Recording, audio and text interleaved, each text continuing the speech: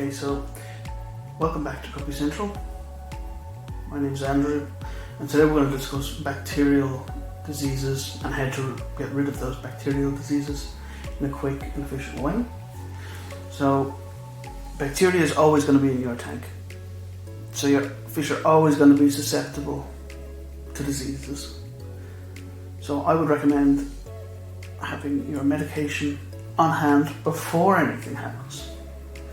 And the reason you do that is that when it does happen and you notice it in a very early stage, you can act straight away rather than panicking and rushing and searching the internet for the correct medication.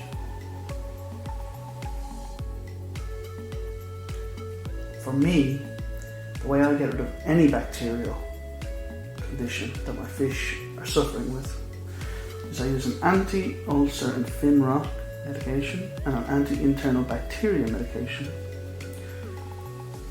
and I use them from NT Labs. I combine these medications, even though every single medication generally says do not mix medications, blah blah blah. But I've had no issues. I've used it on guppies and I've used it on bettas. I haven't used it on shrimp, even though it does indicate that it is shrimp safe, so you should have really nothing to worry about. But, you know, just in case, be careful. Because the internal bacteria one states that it's filter safe. So let me just get that for you. So it says it's filter safe, but it's not. The reason it's not is because the ingredients is chloramine, and your tap water conditioner actually removes chloramine from the water because it's harmful to the good bacteria that breaks down ammonia, nitrite and nitrate. So, what I recommend to save your filter is move the fish into a quarantine tank that doesn't have a filter in it but has airflow. So you can connect an air pump and a diffuser onto the tank to create oxygen for the fish, and I would dose both of them at the same time. It's 10 mils for every 50 litres. I measure it using a pipette, but as you can see they supply a cup for you. I like using a pipette, I think it's easier and quicker, less fuss. And it should work, these two together, like they should work within the first 2 or 3 days. You should see a big difference in your fish. I haven't seen it negatively affect plants, and I haven't used it on shrimp, but it does say that they are shrimp safe, so hopefully that's true. Okay, so aside from these medications, what else can I do to restrict the growth of the bacteria, to reduce it? Well, a freshwater aquarist's best friend is, would you believe, salt. So, let's get these out of the way. We finished talking about medications. Salt is a great way of eliminating external funguses off fish. Sometimes they can actually just melt away because the salt breaks it down. I'm not a scientist, so if you're looking for technical terms as to exactly what happens, you've come to the wrong video. But it melts funguses away. You're almost in shock at how quick the salt can break it down. So, if you want to do a salt bath to help remove external bacteria, you want 20 to 25 grams of non-iodized salt. So you need to look for non-iodized salt that is easily dissolvable in water. So you're going to put salt. I use a jar and I put the salt in. I measure 25 grams. I put the salt in. I warm the water up to 26, 27 degrees. Pour it in, stir it around, wait for the salt to disappear. So it'll be cloudy when you first put it in. And you need to wait for that cloudiness to disappear, because otherwise it can burn the skin of the fish. So you want to wait for that to dissolve. Once it's dissolved, then you can put the fish in, and you leave the fish in there for a maximum of 5 minutes, and then you take them out and you put them back in the quarantine tank.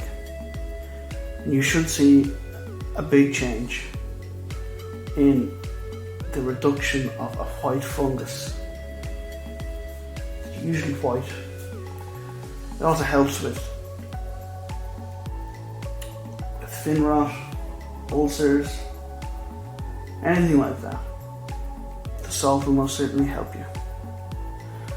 Now, another use for salt is to boost the immune system. Okay? So, how do we boost the immune system? Well, you do 5 grams per litre of aquarium water. So, if it's a 10 litre tank, 5 times 10, you need 50 grams. What do? You put the salt in the tub, the jar, or whatever utility you want to use. Put the 50 grams in, put 26 to 27 degree water, stir it up, make sure it's dissolved, and put it into the quarantine tank. Now, this will boost the fish's immune system, as it won't need to expend energy producing salt for its body.